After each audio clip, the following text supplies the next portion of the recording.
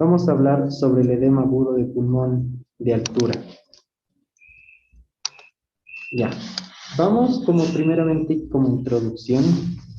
Es muy importante que ustedes reconozcan que actualmente la globalización genera que exista un gran movimiento de personas que viven de un punto geográfico a otro punto geográfico, que mediante los medios de transporte que disponemos en la actualidad, sea mucho más accesible cambiar de un clima totalmente diferente a otro en pocas horas. El humano siempre ha tenido la tendencia a ser un ser que coloniza. Cuando hablamos de colonización, hablamos que la persona, cuando llega a un lugar, vive, radica, crea nuevas generaciones y se perpetúa en una región. Entonces, cuando una persona o cualquier animal cambia de punto geográfico al que no está habituado, tiene que aclimatarse. Una persona que nació a nivel de la altura y migra a un lugar mucho más bajo o un lugar mucho más alto, su cuerpo tiene que aclimatizarse al nuevo ambiente. Como se ve acá, incluso la naturaleza y la evolución puede generar que ese ser vivo tenga que modificarse genéticamente para poder sobrevivir, porque parte de la importancia de la aclimatación es que esta persona y sus generaciones futuras puedan habitar el nuevo ambiente sin ninguna complicación. Entonces, esta parte de la aclimatización no es tan simple. Existe aclimatación aguda y aclimatación crónica. En la aclimatación aguda existen las personas donde sufren cambios fisiológicos, como un aumento en la frecuencia cardíaca, aumento en la frecuencia respiratoria, pueden presentar insomnio, disminución en la capacidad de esfuerzo, aumento en la presión capilar pulmonar, que exista redistribución de líquidos, disminución incluso en la agudeza visual nocturna, que son cambios que van a durar pocos días. Ahora vamos a hablar de la aclimatización en la altura. Cuando una persona asciende a gran altura, como nos encontramos en la ciudad de La Paz, está sometido a hipoxia hipovárica, que significa que la concentración de oxígeno es la misma, pero la presión barométrica es menor, generando que la difusión de oxígeno a este nivel de altura sea ligeramente menor. Esto va a generar, como ya comentábamos antes, cambios agudos y cambios crónicos. Los cambios agudos son síntomas generales que tienen una corta duración. En cambio, los cambios crónicos pueden generarse los cambios de maladaptación, que es lo que conocemos como la enfermedad de Monge, la eritrocitosis, la insuficiencia venosa y la hipertensión pulmonar. Cuando ustedes vean cambios agudos o cambios crónicos relacionados a la adaptación en la altura, estamos hablando que estas personas no se adaptaron a la altura. Entonces acá hablamos del síndrome de maladaptación aguda a la altura y el síndrome de maladaptación crónica a la altura. Que este es un punto muy interesante. El hecho de que una persona nace en la altura no significa que esa persona está aclimatada. Como se ve acá, cuando permanece viviendo en la altura, su cuerpo no se logra adaptar a la hipoxia hipovárica y genera cambios. En cambio, la persona que sí tiene por lo menos los mecanismos de adaptación conservados o ya existe varias generaciones de su familia viviendo en la altura, no sufre ningún cambio. Entonces, la eritrocitosis, la hipertensión pulmonar, la insuficiencia venosa, todos los componentes de la enfermedad de Monge, significa que esa persona no está adaptada a la altura de manera crónica. Ahora, en este En esta teórica nos vamos a abarcar más en relación a los cambios agudos, a la maladaptación aguda a la altura. En 1937, Hurtado realizó la primera descripción del edema agudo de pulmón. En 1952, Ludwig realizó una mayor descripción sobre este síndrome. En 1957, Lizárraga utiliza el término de Soroche para describir estos síntomas presentados en los turistas que ascendían a la altura. En 1960 se realizó una publicación en inglés, por lo que comentábamos que ya existía una gran migración, un gran cambio de localización de las personas. Entonces, las personas que ascienden a la altura y no presentan ningún síntoma o nada serio, se adaptan rápidamente de manera aguda a la altura. Y no todas las personas sufren este proceso. Las personas que no tienen esta capacidad de adaptación presentan los síntomas de mala adaptación aguda a la altura, que es el fracaso de los mecanismos adaptativos, produciendo una respuesta fisiológica por el menor transporte y suministro de oxígeno a los tejidos. Dentro de la clasificación del síndrome de mala adaptación a la altura, vamos a tener el mal agudo de montaña, que es la forma leve, el edema agudo de pulmón de altura, que es la forma moderada, y el edema agudo cerebral de altura, que es la forma severa, que es la complicación más severa de este síndrome. En relación a la epidemiología, como comentábamos antes, no es una situación destinada solo a las personas que nacieron a nivel del mar, porque las personas que nacen en la altura, como comentábamos antes en la desadaptación crónica, no significa que estén adaptados en la altura. Y la persona que nació en la altura, viajó, descendió a una zona más baja, presenta datos de maladaptación aguda.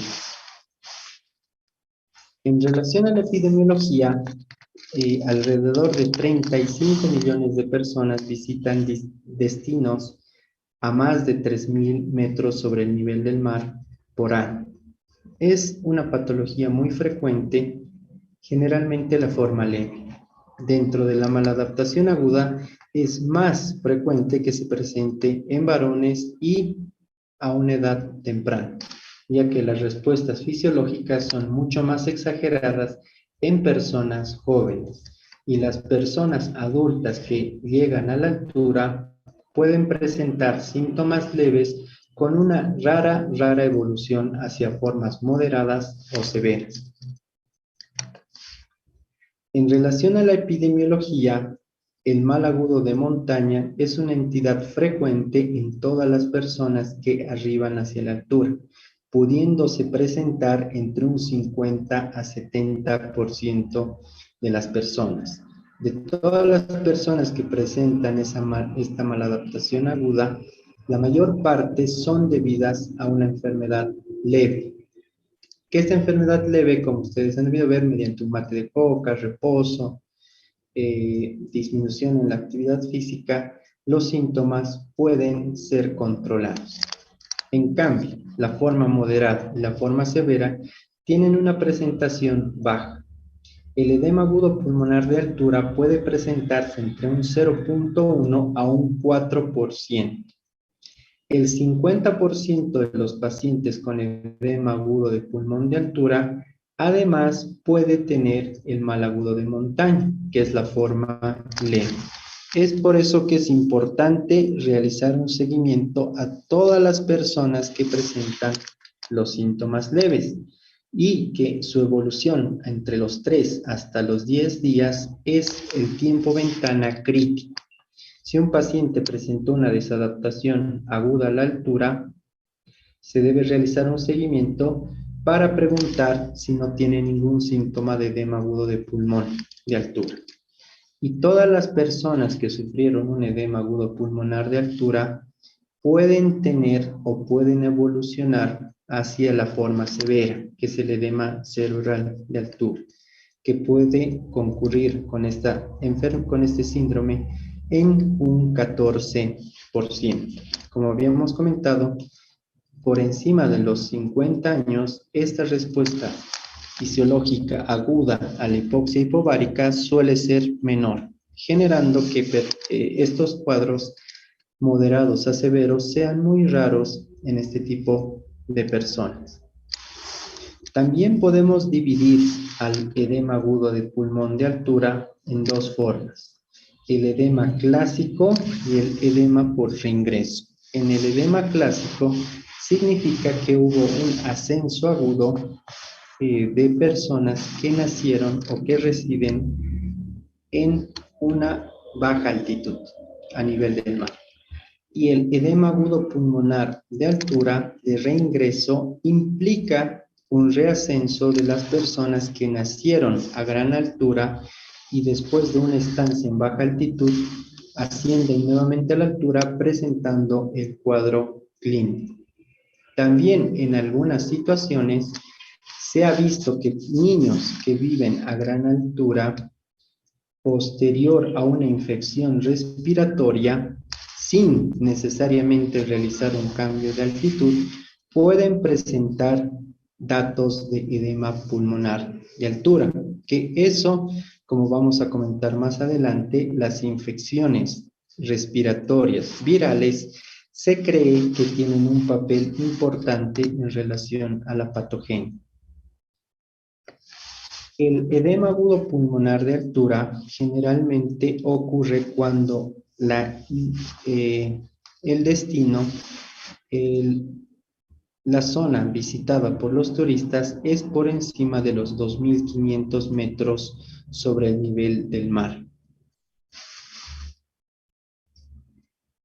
Existen factores que pueden predisponer a cada persona para padecer esta enfermedad, que son la susceptibilidad individual que presenta.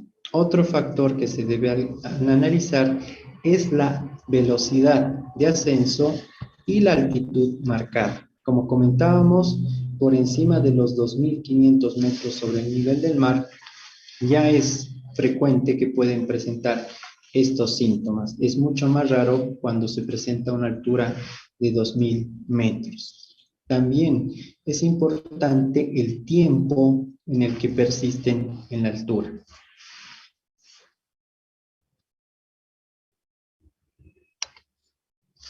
En relación a la epidemiología, se puede presentar en un 25% en alturas menores de 3.000 metros sobre el nivel del mar, entre 3.000 a 4.000 metros sobre el nivel del mar en un 50%, que es la altura que nos encontramos en la ciudad, y más de 4.000 metros sobre el nivel del mar, un 85%. La incidencia del edema agudo pulmonar de altura es entre 0.1 y del edema cerebral de altura en un 4%, que por suerte no son muy prevalentes. En relación a la definición, tomamos como el edema pulmonar de altura como un edema producido por una alta permeabilidad, una insuficiencia capilar por estrés. No está implicado directamente una falla cardíaca ni una congestión venocapilar pulmonar, por lo que no tiene características por lo que se diferencia del edema agudo cardiogénico. También no tiene las características de ser inflamatorio. Es raro, no es muy frecuente esta presentación, pero tiene el potencial de ser fatal, por lo que su tratamiento y diagnóstico precoz puede preservar la vida. Generalmente la altura definida es más de 2.500 metros sobre el nivel del mar.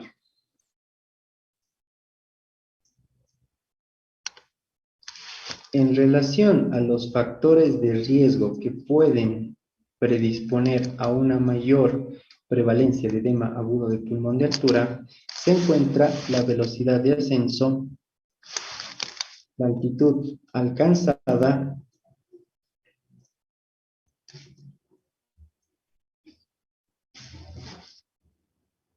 que es más de 2.500 metros sobre el nivel del mar, la susceptibilidad individual, donde existe una hipótesis, donde existe un déficit de deficiencia, un déficit del óxido nítrico. También es importante preguntar a las personas que ascendieron a la altura si es el primer episodio de exposición a la altura. Y si en el anterior episodio presentó alguna descompensación relacionada con la altura. En algunos casos se toma como un factor también relacionado con la velocidad de ascenso cuando la velocidad es de más de 500 metros sobre el nivel del mar por día, en una altitud mayor a 3.000 metros sobre el nivel del mar, que genera una mayor predisposición.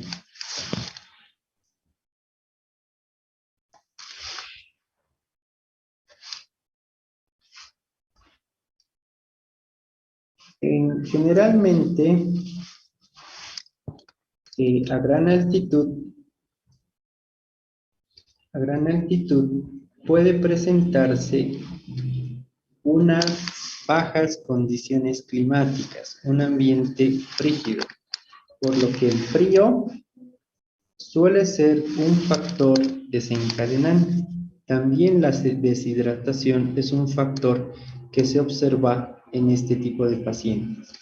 Lo que habíamos comentado, que generalmente esto se vuelve con mayor frecuencia en épocas de invierno, donde las infecciones virales son más prevalentes. Incluso se plantea que estas infecciones virales puedan ser las causantes de la fiebre, porque como habíamos comentado anteriormente, no se ha demostrado un mecanismo totalmente inflamatorio en el edema agudo de pulmón, por lo que esta fiebre puede ser una respuesta a una infección viral con mayor frecuencia o en algún caso bacteriana. La actividad física intensa en los primeros días de estancia en la altura es un factor reconocido para incrementar la prevalencia de esta mala adaptación, que esto no tiene relación con la aptitud física. Esto generalmente porque las personas que ascienden en forma de turista a veces realizan demasiada actividad física y eso puede generar esta descompensación. En relación a la etiopatogenia,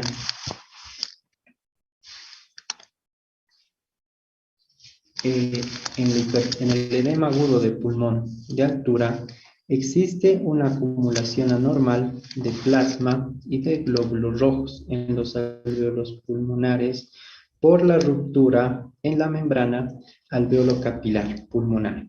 Esto ha sido provocado por la hipoxia hipovárica. Esta ruptura se va a desarrollar a partir de una serie de respuestas desadaptativas a la hipoxia, generalmente a gran altura. Dentro de estas respuestas existe la insuficiencia ventilatoria, incremento en el tono simpático, también existe una vasoconstricción pulmonar exagerada y irregular, que es desigual, que significa que no todos los segmentos de las arterias pulmonares van a presentar una vasoconstricción. Esta vasoconstricción puede ser más marcada en determinados segmentos o incluso en determinados campos, en un campo pulmonar. Es por eso que también el edema agudo pulmonar de altura puede presentarse como un edema pulmonar unilateral. También se ha visto que es más frecuente cuando existe niveles de óxido nítrico a nivel endotelial bajos. También el incremento en la producción de endotelina a nivel alveolar con un mayor aclaramiento de los líquidos que pueden ser características genéticas en los individuos, son factores que exacerban esta respuesta. El resultado final es una acumulación irregular de líquidos a nivel extravascular en los espacios alveolares que van a alterar el intercambio de gases y que puede generar una hipoxemia y puede conllevar posteriormente a la muerte. En relación al papel de la genética en la patogenia del edema agudo del pulmón de altura, es variable, ya que la susceptibilidad individual está determinada por aquellos grupos familiares que presentan en reiteradas oportunidades esta maladaptación con cada ascenso a la altura. En este tipo de personas se puede solicitar un estudio genético para valorar esta maladaptación. En algunos casos, a nivel genético, se han asociado con el edema agudo del pulmón de altura los déficits del óxido nítrico, déficit en el sistema renina-angiotensina-aldosterona, el factor inducible por la hipoxia, la proteína de choque térmico, el surfactante pulmonar A1 y A2, la apoporina 5 y el gen BMPR2. Que el gen BMPR2 está asociado a la hipertensión arterial pulmonar. El incremento de la presión de la arteria pulmonar por encima de los valores normales, que es de 35 a 40 milímetros de mercurio en una persona que nació a nivel del mar, es el evento que inicia esta cascada de descompensación.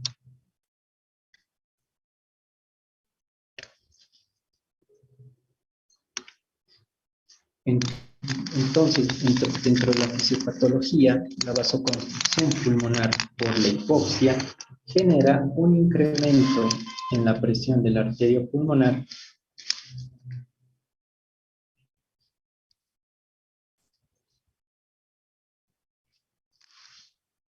un incremento en la hipertensión pulmonar, un aumento excesivo de la resistencia vascular pulmonar que genera cambios en la permeabilidad de la barrera capilar alveolar, generando una lesión mecánica. Esta lesión mecánica a nivel de la membrana produce fuga de las proteínas y de los eritrocitos. Entonces, dentro de la fisiopatología existe cambios hemodinámicos, cambios pulmonares, cambios a nivel ventilatorio y cambios a nivel renal. Dentro de las manifestaciones clínicas, el cuadro clínico está caracterizado por signos y síntomas inespecíficos. El inicio generalmente es insidioso y los síntomas son progresivos. Dentro de estos síntomas inespecíficos se puede presentar las náuseas, los vómitos, la cefalea, la tos, el insomnio y la disnea. Se puede realizar también una categoría de riesgo de este cuadro de acuerdo a la situación. Cuando no existe una historia previa de mal agudo de montaña, cuando el ascenso se realizó a una altura menor a 2.800 metros sobre el nivel del mar, cuando la velocidad de ascenso fue mayor a 2 días, hasta llegar a una altura entre 2.500 a 3.000 metros sobre el nivel del mar, o cuando ha existido ascensos menor a 500 metros por día. Que estas recomendaciones son las más utilizadas. Cuando una persona quiere viajar o llegar a una gran altura, se prefiere que el viaje sea escalado. En una categoría de riesgo moderado se encuentran las personas que ascendieron a la altura y previamente ya presentaron esta maladaptación a la altura. O cuando la velocidad de ascenso a una altura mayor a 2.500 metros sobre el nivel del mar se realiza en un día. O en aquellas personas que no tienen el antecedente de mal agudo de montaña previo, pero la velocidad de ascenso es mayor a 2.800 metros sobre el nivel del mar en un día. También entra dentro de esta categoría cualquier individuo que pueda realizar un ascenso mayor a 500 metros por día, por encima de los 3.000 metros sobre el nivel del mar. Y en la categoría de un riesgo elevado se encuentran las personas que tienen historia y antecedentes de mal agudo de montaña previo y que realizaron un ascenso de mayor a una altura mayor a 2.800 metros en un día, y las personas que tienen un edema cerebral de altura o un edema pulmonar de altura previo, que son las formas moderadas a severas, o cuando un individuo realiza un ascenso a más de 3.500 metros sobre el nivel del mar, que se encuentra en nuestra ciudad, que nuestra ciudad se encuentra en una categoría de riesgo. Existen algunas escalas que se pueden utilizar como cuestionarios para evaluación de probabilidad de maladaptación aguda de la altura y tener un parámetro de su severidad. Los puntos que se toman en cuenta son la cefalea, los síntomas gastrointestinales, fatiga o debilidad, vértigo y mareos, alteraciones del sueño. También cuando presentan alteraciones mentales o cuando presentan alteraciones en la marcha como la ataxia o edemas periféricos. Cuando la sumatoria del puntaje con la evaluación de estos síntomas es de 1 a 3 puntos, presentan un cuadro leve. Cuando presenta un puntaje entre 4 a 6 puntos, es un puntaje moderado. Y cuando presenta más de 7 puntos, es la forma grave. En relación al diagnóstico, existen algunos criterios diagnósticos, donde existe un diagnóstico de campo, que es el diagnóstico realizado en la altura, donde la causa identificada es el arribo reciente a una gran altitud por encima de 2.500 metros sobre el nivel del mar. La evaluación de signos y síntomas, como la disnea de reposo, disconfort a nivel torácico, acceso de tos con espuma blanca o rosada, fatiga, astenia o disminución en la capacidad de las actividades. Dentro de los signos tenemos estertores húmedos o sibilancias a la auscultación, que puede presentarse en uno o en ambos campos pulmonares, porque este edema puede ser unilateral. La cianosis central, taquicardia y taquipnea. Se puede concluir en un diagnóstico cuando incluya al menos 2 síntomas y 2 signos de una persona que recién arribó a la altura. Dentro de los criterios de diagnóstico clínico, la cianosis, los estertores húmedos pulmonares de reciente inicio aportan de gran manera al diagnóstico. En la radiografía de tórax, que es un método auxiliar diagnóstico que puede ser realizado de manera fácil y que se encuentra con mayor disponibilidad, generalmente existe irregularidades o un infiltrado nublado o algodonoso a nivel central iliar, en los ilios, que puede ser en uno o en ambos campos pulmonares. También pueden existir opacificaciones difusas e irregulares que en algunos casos pueden estar acompañados de un proceso de un broncograma aéreo que nos pueden indicar una asociación con una neumonía. La imagen cardíaca generalmente suele ser normal, ya que ésta se presenta en personas jóvenes y generalmente no existe una cardiopatía previa. En algunos casos se puede encontrar algunos datos indirectos de hipertensión pulmonar, como la rectificación del arco pulmonar o el ensanchamiento del tronco de la arteria pulmonar, o en algunos casos datos de crecimiento de cavidades derechas. Como se ve en esta imagen, acá se ve una persona joven sin ninguna una persona joven que presenta un infiltrado algodonoso, en este caso unilateral. También presenta el tronco de la arteria pulmonar abombado.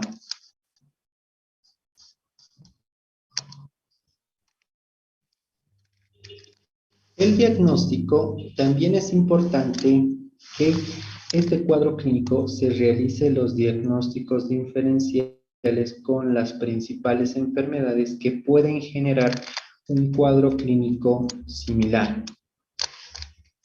Por ejemplo, los más frecuentes son el asma, la bronquitis, insuficiencia cardíaca, síndrome de hiperventilación, mucus, infarto de miocardio, neumonía o la embolia pulmonar. Generalmente el edema agudo de pulmón de altura cede rápidamente al reposo y la administración de oxígeno, pero cuando no existe una respuesta favorable, se debe plantear los diagnósticos diferenciales, puesto que estas entidades necesitan un tratamiento diferente. Entonces, en una persona que arribó a la altura, la única forma de descompensación no es solo la hipoxia hipovárica. Puede que ya presente un antecedente de asma, de insuficiencia cardíaca, o que esté causando con un infarto o una neumonía. En relación al tratamiento, pueden existir varias estrategias terapéuticas. No existe un consenso general en el tratamiento, la evidencia todavía es débil y también en algunos casos no se ha comprobado si hay alguna diferencia en el tratamiento de los nativos de altura o los pacientes que vienen del nivel del mar. También actualmente se está evaluando el tratamiento preventivo versus el tratamiento hospitalario. Y debido a la falta de estudios aleatorizados y controlados, existen tratamientos que se utilizan con respuesta favorable, pero que no se han podido estudiar en una población mayor. En cambio, la prevención suele ser una medida adecuada y que se ve que disminuye la prevalencia o la severidad de estos síntomas.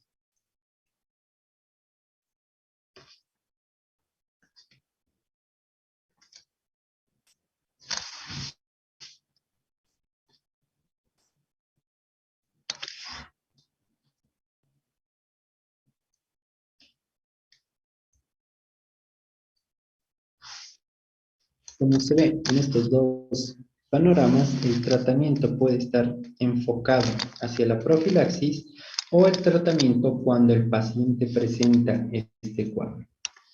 En relación al tratamiento, Marticorena y Fulgren en 1979 reportaron un ensayo clínico donde la resolución del componente pulmonar fue evaluado del tratamiento con el reposo en cama y el reposo más oxígeno, donde se evidenció que ambos tenían una adecuada respuesta al mismo.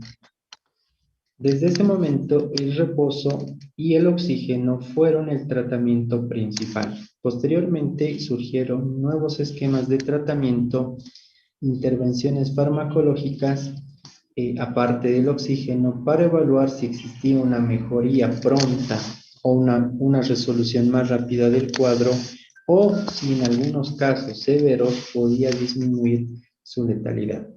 Dentro de estos, el nifedipino, un calcio antagonista, que es un vasodilatador que tiene una buena respuesta a nivel de la vasoconstricción pulmonar, el tadalafilo y el sildenafil, que son inhibidores de la anhidrasa carbónica, generando un efecto de la misma manera vasodilatador, el salmeterol, un beta-agonista, la acetazolamida, un diurético, inhibidor de la anhidrasa carbónica, la dexametasona, eh, como un corticoide, y incluso diuréticos.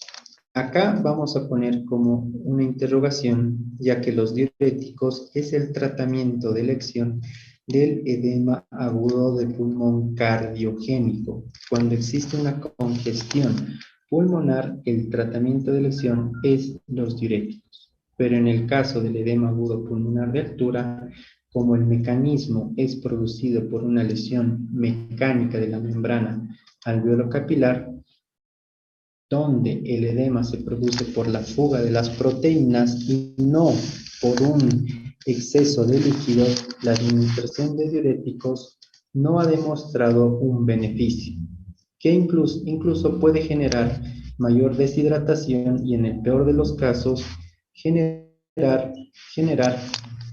una mayor deshidratación. Entonces, se queda que el oxígeno complementario debe ser el tratamiento ideal. De acuerdo a la experiencia del centro o del médico, se puede utilizar estos tratamientos para ver la mejoría, pero el reposo y el oxígeno son los más indicados para aliviar la hipoxemia, que es un método eficaz que disminuye la presión de la arteria pulmonar, puede disminuir la fuga de las proteínas a nivel capilar, también genera una protección a nivel cerebral y puede incrementar la presión parcial de oxígeno, reduciendo la frecuencia cardíaca y con una disminución en la frecuencia respiratoria. En relación a la administración de oxígeno, ¿existe alguna evaluación sobre si es mejor dar un flujo bajo o un flujo alto? En algunos casos, la administración de flujo bajo durante mayor tiempo es mucho mejor que dar flujo alto a corta duración. En algunos casos se puede contar con cámaras hiperbáricas, la terapia hiperbárica, para realizar un incremento de la presión barométrica, generando una mejoría del cuadro clínico.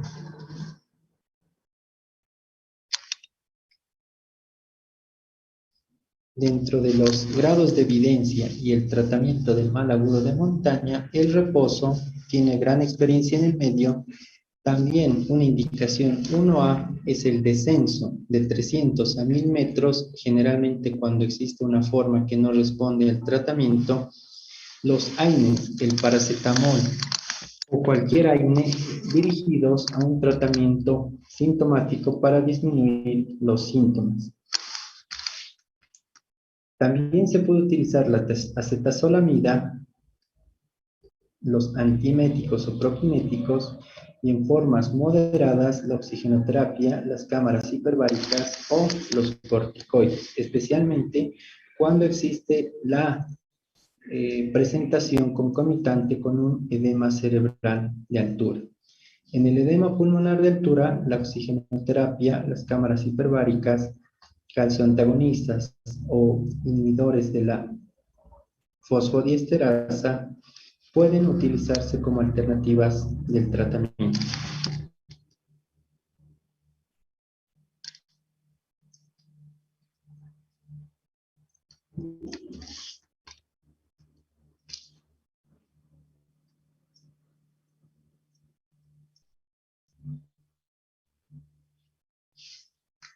En relación al tratamiento, no existe un tratamiento aprobado por la FDA como única opción.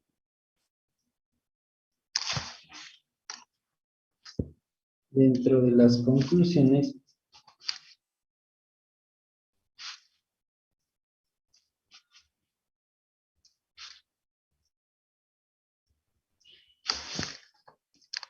se debe evaluar un diagnóstico diferencial de las enfermedades más frecuentes para tratar de evitar que se esté olvidando estos cuadros y no sean tratados. También se debe tener una precaución antes de excluir el diagnóstico de edema agudo cerebral de altura, puesto que este sí conlleva una mayor severidad, por lo que evaluar la caminata y el estado de conciencia son importantes en este tipo de pacientes. Generalmente se prefiere siempre un tratamiento conservador para evitar efectos adversos de los medicamentos. En el caso que no exista una mejoría, a los 2 días se debe reevaluar el cuadro y pensar en diagnósticos diferenciales o que el cuadro está empeorando y llegando a un edema agudo cerebral de altura. Gracias por su atención. Si existiera alguna pregunta.